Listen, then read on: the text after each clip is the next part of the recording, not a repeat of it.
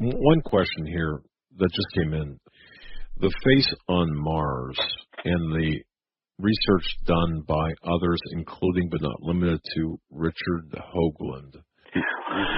Any comments on that, Steve, with respect to the face? Well, sure, and let me share this. I'm bringing out Cydonia, the Secret Chronicle of Mars, a tribute edition to David Flynn. I've written, I don't know, like a 60-page paragraph, not paragraph, what do we call it? A prelude. Again, I'm sorry for being tired tonight, Doug. A prelude to David's original work with the introduction of all the information that's coming forth on Mars. I want to remind everybody that David Flynn was a certifiable genius. I've seen guys who are little leaguers try and dispute, debunk him, but they can't do it. And it's not that I'm sticking up for my friend who's already gone to be with the Lord. I do that anyway. But I was fortunate enough to be one of the only guys that got to spend a lot of time with him one-on-one. He lived in Helena, I live in Bozeman, I go there, he'd come here. But we talk all the time, and the one thing that people miss, Cairo, Egypt, the word Cairo, go look it up.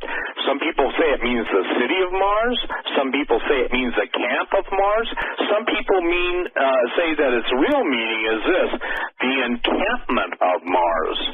Now, you've got the interesting parallels between the surface of Mars and obviously the surface of the Earth. You have the more interesting parallels of their orbital velocities, their axial shift. All this stuff is not just coincidence. So the Mars theme, meme, and headlines are now increasing along with Antarctica. The reason I brought up Yellowstone Park, is that if you understand the thermophile bacteria, in other words, bacteria that live at only a very exclusive temperature extreme, and you understand they're now claiming that Lake Vostok beneath the ice sheet has, 7,500 new species, but then they talk about what happens if Earth was seeded with life from Mars in a comet or an asteroid. So what is critical for people to understand is that what Tim is talking about, almost like I would call it a graduated or a gradual bringing people to the truth, it should make everyone upset. How many times you heard there's no life in the universe, there's no, Mars, it's a dead planet, blah, blah, blah, and then they changed their story in tune to fit the latest science fiction release. I'll give you a good example, Prometheus, okay? Well, you've got this guy that's alien, comes to Earth, basically takes himself, throws himself into the water, this is the abbreviated version, and out of that seeds the human race. Well, this idea of seeding the human race is called panspermia.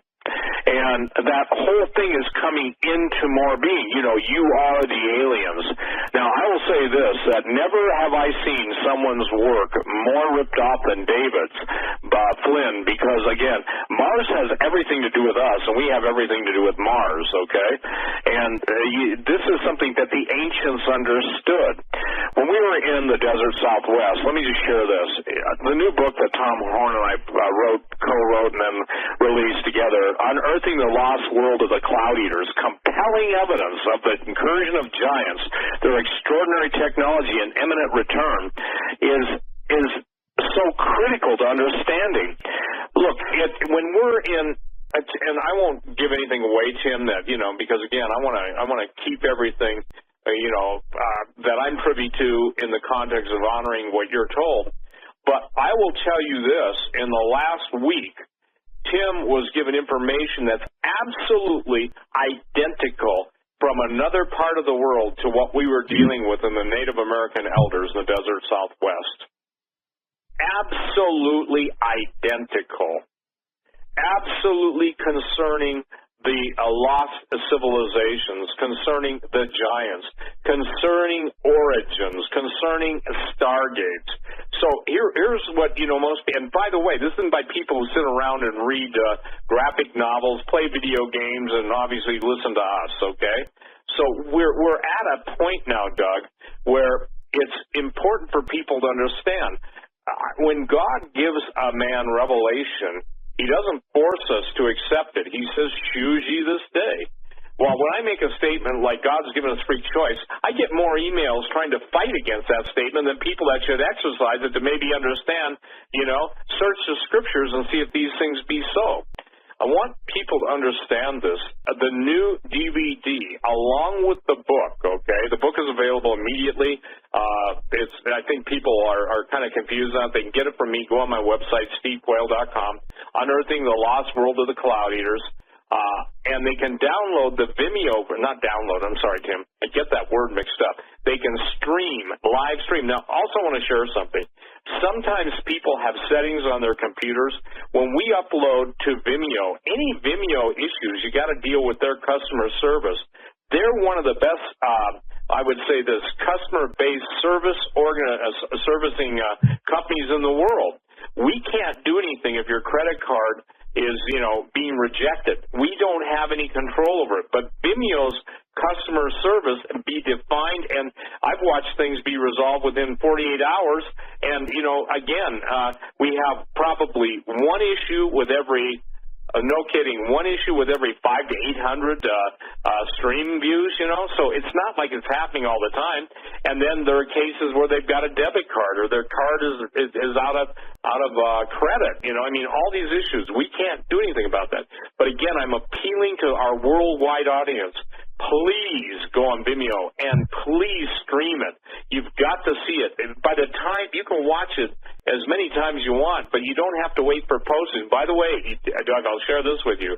Germany now, not in all cases, but seems to be censoring my books going into Germany.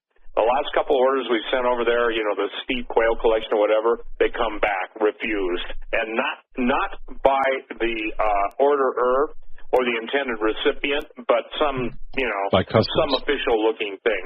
So, again, I guess, some people say a man is better known by his enemies than by his friends. Well, I've made the mistakes of having friends who turned out to be my enemies. But the point is that we all are seeing an acceleration of knowledge. But what we do with that knowledge is we better start applying it to our lives, okay? Because, again, we are dealing daily. I have pleas for help. And by the way, if anybody's having issues with demons, go on YouTube, look at Derek Prince YouTubes on breaking family curses. If people understood the blood guilt that's in some people's bloodlines, when you're a third or fourth generation or a seventh son or whatever you are, or a satanic ritual abuse, there are people that have ministries in that area like, Russ Dizdar and Doug Riggs and others who are out there to help, and they know what they're doing. But I'm telling you, Doug, I've never seen in my life so many people crying out for help in being set free from evil spirits. Now, these aren't people who are involved in sin. These are people that have stuff, showing up in their bedrooms at night and stuff, or pressing on their chest. They can't breathe. And by the way, ladies and gentlemen, I can't physically call everybody and help you. That's not my ministry. I can tell you where to go and to start. If you're suffering from, I don't know I'm going here, but this is important. If you're suffering from demonic harassment, if you're suffering from absolutely, there are evil spirits around you and in you, then go online, put in your town or whatever, and put in Bible-believing or deliverance practicing fellowships. Deliverance, DELIVDRANCE. And you'll find, and pray and say, Lord, lead me to the right people. And if you don't know the Lord, say, God, I don't know you, but could you lead me to somebody so that I might know you? I'll tell you what, God has an open ear and open heart to honest sinners. He just has a real hard time with religious fraud.